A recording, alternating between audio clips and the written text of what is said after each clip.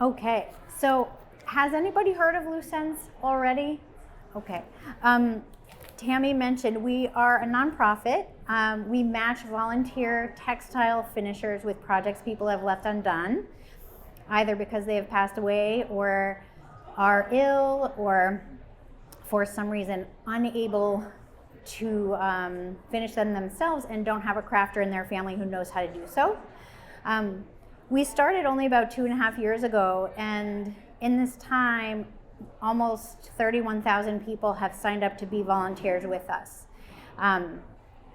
Any textile crafter is welcome to join up. It's not just knitting and crochet, quilts, needlepoint. We've actually moved large looms from one place to another. Embroidery, anything that's made of string counts, as long as a family wants it returned back to them to cherish. Sometimes folks will submit a project and say it's important to them, but just to donate it once it's done, and that would be something that would not qualify. All of us that have works in progress ourselves and don't have the time right now, those don't qualify either.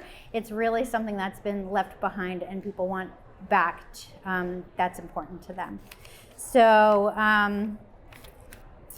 So we have had finishers sign up from all over the world, from 75 different countries, and we didn't expect that to happen right away. But as you all probably know, crafters are a very generous bunch of people in general. We like to make things for others. We make things for our families and our friends, and then when they've all had enough hats, we turn to community and look for places to give back in that way. And so on the one hand, we were blown away by how many people signed up so quickly, but also not, because I get it, how it feels to do something like this for somebody else. We do matching. So the way that it works is if someone wants to become a finisher, they can go to our website, which is looseends.org, and fill out a form. You will give us your location where you are, because that's actually the first thing we look at for matching. The type of crafting that you do, you're gonna rate yourself beginner, intermediate, or expert at the crafts that you're gonna offer. We'll ask you a bunch of other questions like, do you have cats in the house? Is there cigarette smoke in your house? Are you a righty or lefty? Nothing disqualifies anyone, it just helps us make good matches with each other. And then because there are so many people who have signed up from all over, we're almost always able to match people who live right near each other. Most of the time, projects don't need to go out into the mail anymore. We can bring people in from their own communities or within, a half an hour, an hour drive, so people can meet in the middle. This often happens, and meet in person. The projects that are submitted are irreplaceable family heirlooms, and so it can be stressful to put them into the hands of the mail system. So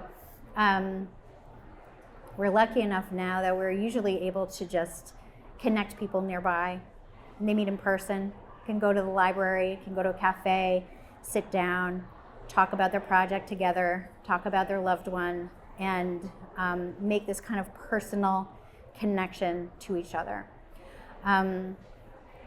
We don't put time limits on anyone who wants to become a finisher. You can take your time. If anyone here wanted to sign up as a finisher, you take your time. There's never a deadline, but every so often there will be a special reason to maybe, if it's something, for instance, like a child is going to grow out of unless it's done within a certain period of time. Occasionally we'll make a match like that with a request to kind of speed it up, but that's an anomaly. And we have fancy tech.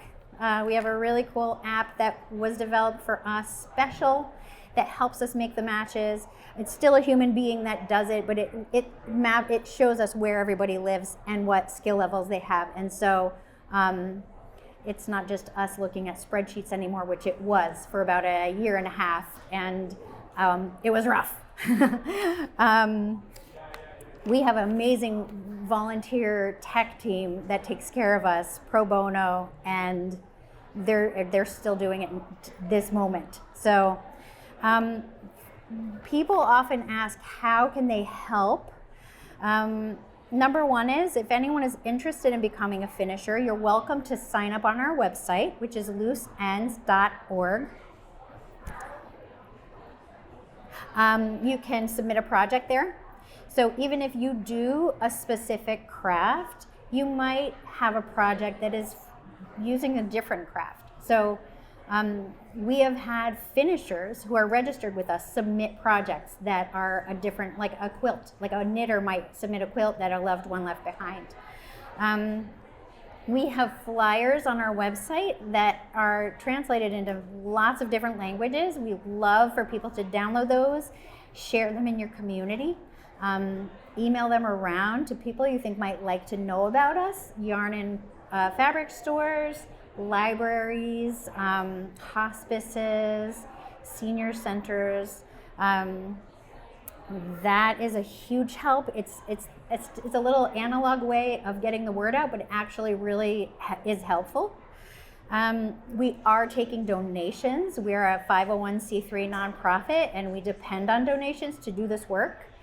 And I would say just know that we exist, and when you hear of someone who could use our services, say, oh, I think I remember there was a organization that does this. And if you Google us, we'll probably pop up and you can point people in our direction. So if you would like to follow us on our social media, that is where we post a lot of beautiful stories.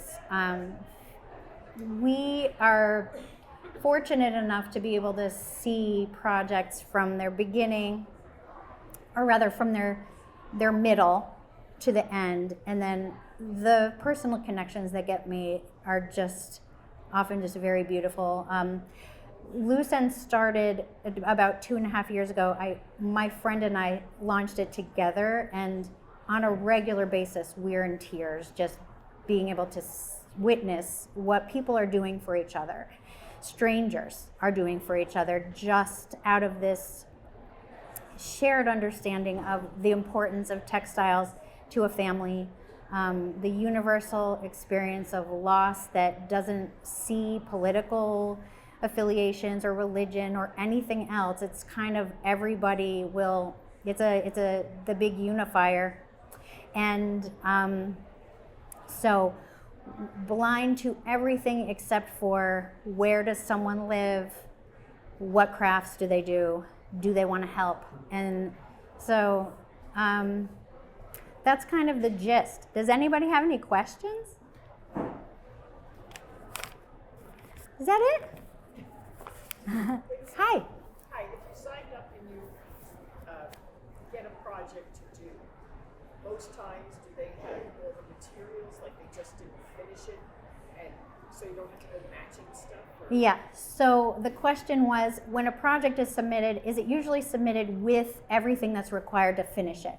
And the answer is most of the time yes, but not all of the time. We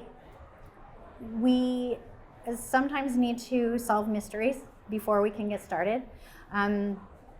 One kind of really fun thing, people have mixed feelings about Facebook, I know, but there is a private finisher group in Facebook where about 12,000 of the finishers are all helping each other. And so if someone says yes to a project and then receives it and says, oh, okay, there's no backing yet to this quilt or batting, or there's not enough yarn to finish this sweater, and it was started 40 years ago, and so the yarn doesn't exist anymore, how do I find it? Sometimes that happens, and we just say, first of all, a mindset that it doesn't need to be perfect in that way, right? It's sometimes you can see where the original crafter ended their work and a stranger steps in.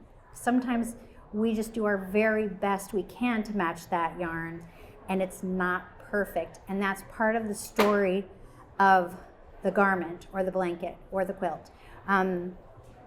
It's okay, because it's, in our opinions, still very beautiful to be able to say, look, this was started by my loved one. It was finished by a stranger who cared enough to say yes and stepped in and did this for us.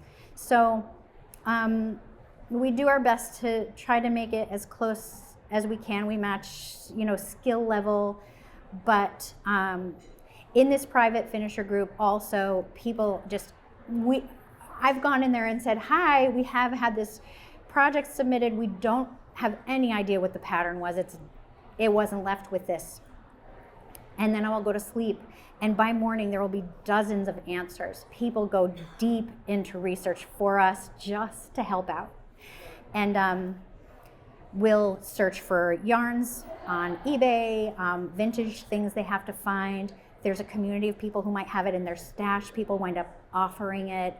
It is just the most generous, beautiful place, and it's been very life affirming and lovely to see that. So, and if it's a project, especially a knitting project that someone has taken, our finishers came up with this really sweet gesture of, before they start working, they'll mark the final stitch of the original crafter before they start their work, so that there is they often will do a duplicate stitch. In a knitting, it looks like a little heart naturally.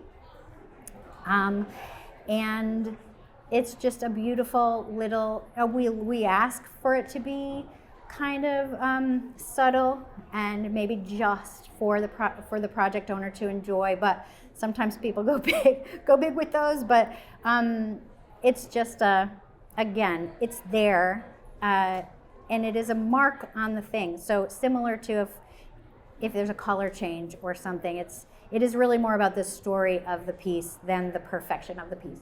So anyway, great question. Any other questions? Hi. Hey, if you were to sign up as a finisher, how likely is it that you would get matched and within what kind of time frame? That's a great question. So the question was, if you were to sign up as a finisher, how long would it be before you would receive a project? And the answer to that is there's about a 1 to 12 project to finisher ratio. In our 2.5 years since launching, or 1.5 since we're real, about 3,000 projects are in the works or done, and 30,000 volunteers have signed up. So it's about a 1 to 10 project to finisher ratio, which means people will wait or sometimes not get a project. When we direct people towards our flyers that are online and they download them and share them in their communities, that increases their chances of getting matched, because we do look first at geography. Yeah.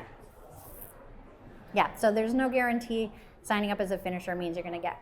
And sometimes we've had finishers work on their third project. So it really depends on a bunch of variables. Yeah, I know location. Yeah. Location, craft you offer, skill level in that craft, and your druthers. So we ask people when they sign up, is there something you don't ever want to have to do again? Like, what is on your no-no list? And that could be, it's too small, stitches are too small, or people sometimes can't see black yarn anymore, dark colored yarn anymore, and they say no, or, pets, or things like that. So, yeah. Any other questions? We have a booth right around the corner at the entrance. If anyone has any other questions or wants to chat, you're welcome to swing by and say hi and take a card home with you. And that's it. Thank you for letting me talk to you. Thank you, Tammy.